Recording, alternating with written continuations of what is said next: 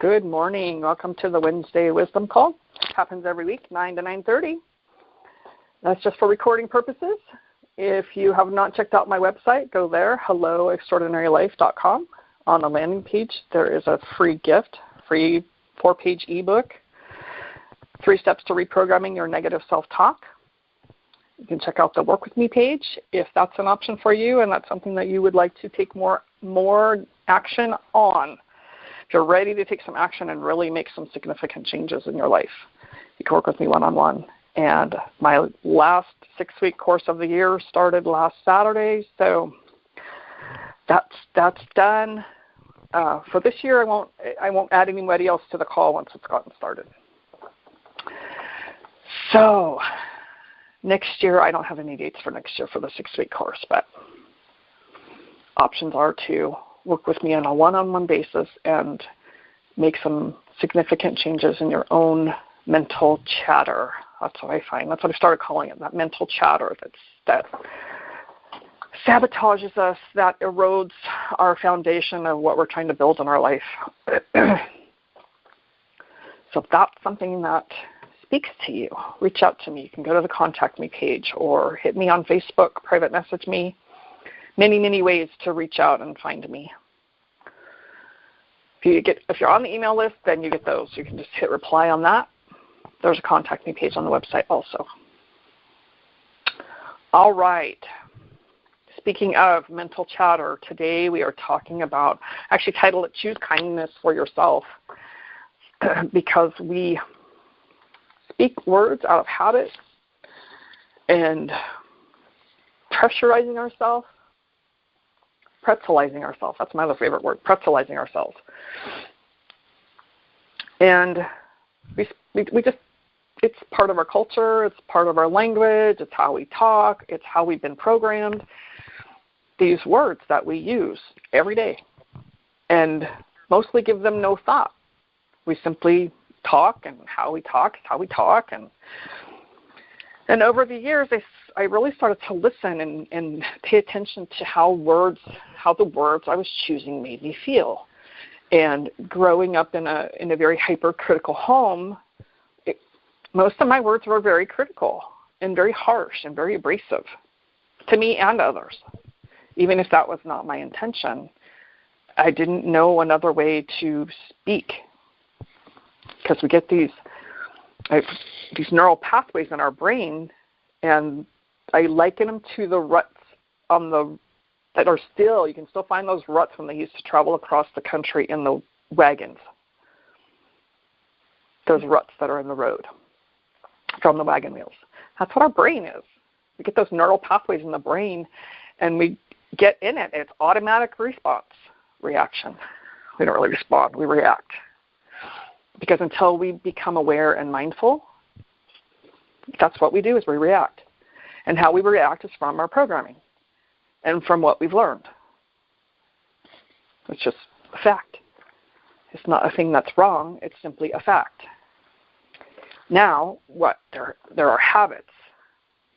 And until we choose to really listen and pay attention to how they make us feel, and have chosen words like, do they make you feel heavy or do they make you feel light?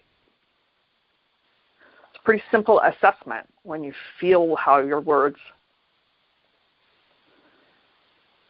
land for you. And I was using the words need to, have to, should, I must. And then today I thought, and I want to. So not only are they words that put pressure on ourselves because we haven't done it, we didn't do it enough, we need to do something. What's the need? Why do I need to do anything? I don't need to. I could choose. I get to. I find the words need, have to, want to, should leave me, I'm just cluing into this. I'm like, it kind of leaves me feeling like I'm a victim of my circumstance. And I need to do these certain things. Why? So I can measure up to someone else's idea of how I should be or do something? because I'm trying to live my life to prove myself. So I must do these things to prove my worth, to earn my place. Do you see how just the words in and of themselves, they're just words. Our culture, our parenting, our habits have created them to mean something different than maybe what they really mean. That's where the heaviness. That's where I didn't use the word change. Right? Let's alter how we speak. Let's do something different rather than I need to change how I do something. So just feel that. I need to change. I need to do something else. I need to. What does it feel like? For me, that's a heavy, ugh. I just put pressure on myself. I put an expectation on myself. What if we prefer to do something, or we get to do something? You see the difference? You can feel that difference? I prefer, I get to, I choose. Much more empowering. Leaves me feeling much lighter and at choice and empowered to make the next step. When I was thinking this morning of I want to. That's my experience. My experience is wanting instead of the actual event happening.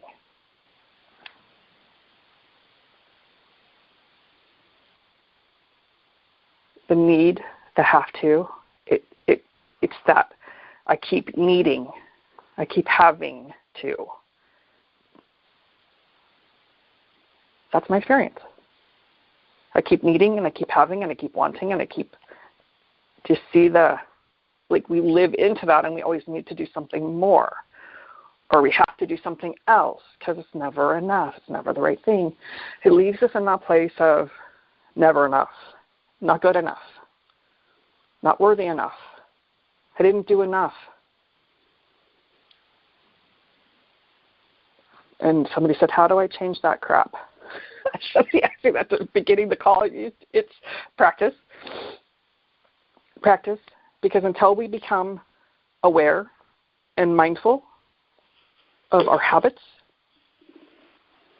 there's not anything we can really do about it. It's part of our human experience here is to experience all of being human. When we're living simply out of habit and reaction, that's all we do.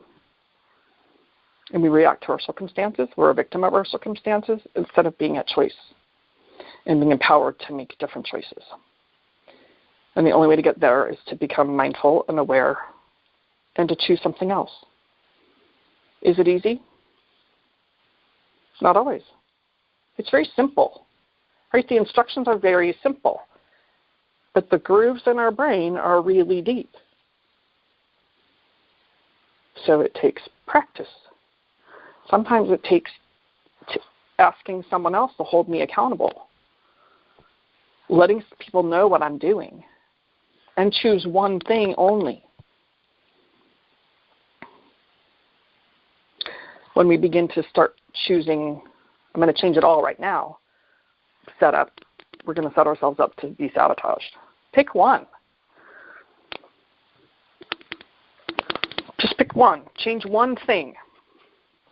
Instead of saying I need to, I get to, or I prefer to. That's been my experience. Pick only one thing. There may be 2 phrases you change. But if we do more, we're just setting ourselves up. And when we don't measure up, we just start all over because, screw it, I failed already, so I'm going to just not do it at all. And when we pick 1, maybe 2, changing the want to a preference, changing the need to I get to, then it leaves me feeling I have choice. It also leads to other things. When those become a habit, when I start to change just those couple of things, it kind of bleeds into the next things. And then the next things start to change because we're opening that awareness and we're shifting one habit. Then we start to become aware of other ways that we speak. Then those just naturally start to fall into place about, oh, how could I say that different? Holy cow, let me tell you, when I started doing this, I was silent for very often. This was part of I realized later when I would pause because I didn't know how to say it different, that I was disrupting the pattern in my brain. Because those ways that we think are so habituated. I didn't know how to think different. I didn't know how to say things different. And I would stop. So I wouldn't say anything at all until I could figure out how to do it different. And I had a lot of pausing. And I realized later that pause was disrupting the pattern until I could come up with some other way to say that thing I was going to say that was going to be really ugly or heavy or negative. So I did a lot of pausing and a lot of deep breathing. I'd pause and I'd take a deep breath. Okay, how can I say that different? And sometimes it would come and sometimes it wouldn't. And then sometimes I would just say, I don't know how to say this any different. I'm really working on my delivery. And then I would just deliver it however it was in my brain. Because maybe I felt it was important to say, even if I didn't know how to say it different. So I would qualify it. I'm really working on my language and how I'm contributing to the world of life, right? We're contributing to the world of life and our own world of heavy or light. And over time and practice of pausing, that pause gave my brain a pause to where a new thought could come. Or maybe I read something that was a new thought, a new way to speak or think. So filling our space with things also.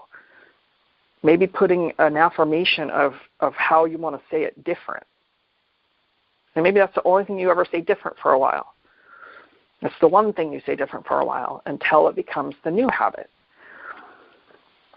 When I would pause and I didn't have anything to say, over time it became quicker. Because I'd ask myself, how can I say that different? And then I would pause. If I didn't know how, I might qualify it. And then as time went on, it'd be automatic. It starts to become more automatic. That's my, okay, I can say it like this. And the words started to shift. By working on one, over time, they all start to shift. Because then we start to look at how all of our words and all of our speaking is heavy or light. I still have some stuff and I call it heavy or light. You can call it positive or negative. However you want to word it. I prefer heavy or light because that doesn't have a big charge to it. Positive or negative is like, bleh. That's why I chose heavy or light. And I still have some languaging that can be heavy and can be yucky and bleh. And, because I'm human and that's part of my human experience is continue to work on it. Continue to transform that.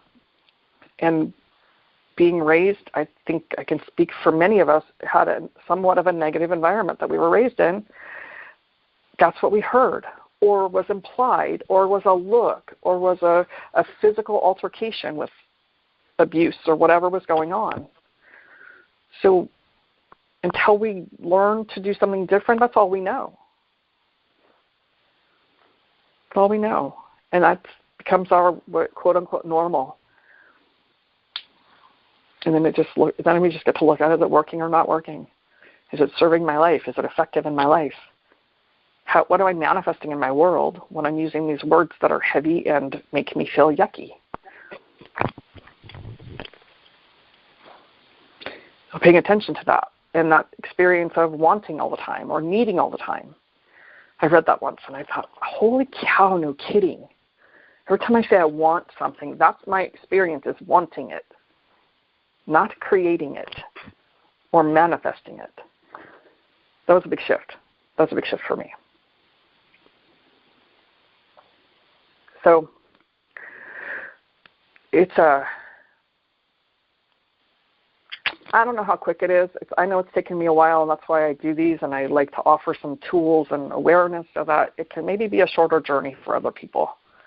Because sometimes I feel like this has been a lifetime working on this stuff, and it's probably not really been that long. Because once we start, we talk about the momentum. We get that momentum going. Maybe we backslide a little bit because that's how it is until we get the new habit. And that's where you get to be kind to yourself. Right? We're simply learning something new. And when we're learning something new, that takes practice and commitment and discipline and whatever words you want to put there to help us become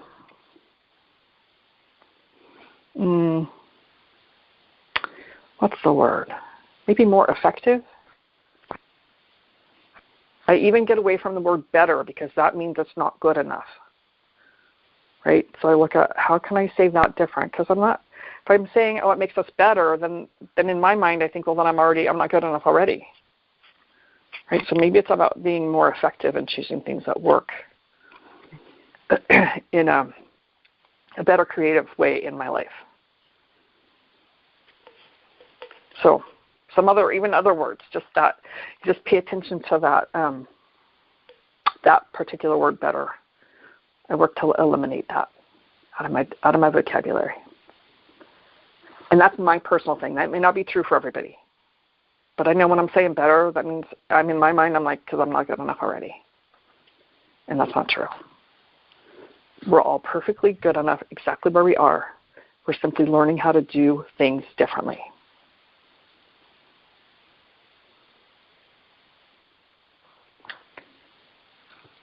Perfect time to stop.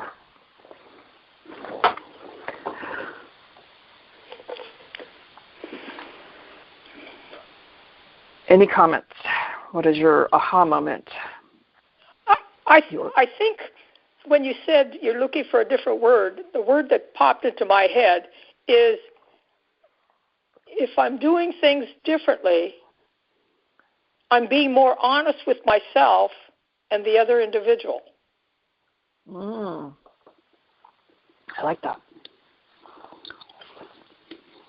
Awesome. I like that. Because when I get in the mode of I need to or I have to, I'm the victim, and then I get ticked off at the person that's asking me to do something that I don't want to do. Yes, absolutely true.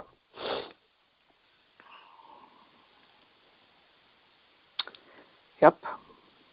And if I'm being honest with myself and them and saying things differently, I don't have to feel guilty if I have to say no because my schedule won't allow me to put one more thing on the schedule, Exactly.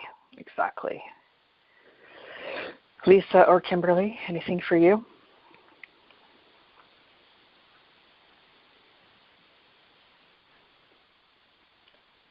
Did you mute yourself? Oh, there you are. Okay. Yeah.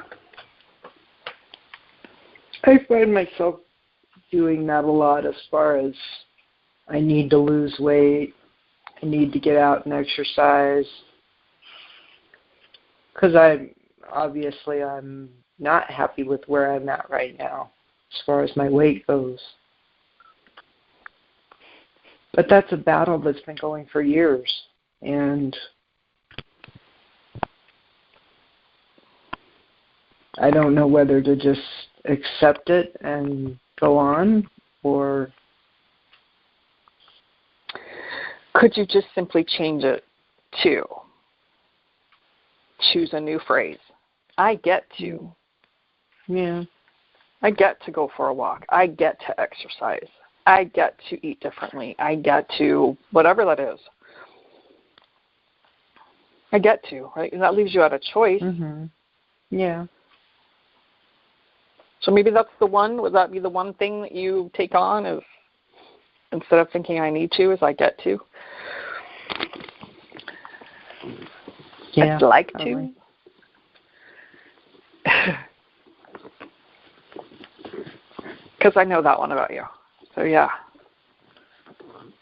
And choosing words like I get to is much kinder than I need to. Mm-hmm. Yes. How about Miss Kimberly? Anything you want to share?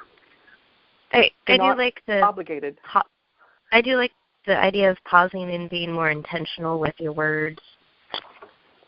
Sometimes when I'm in an awkward situation, I don't know what to say, so I have to try and stop and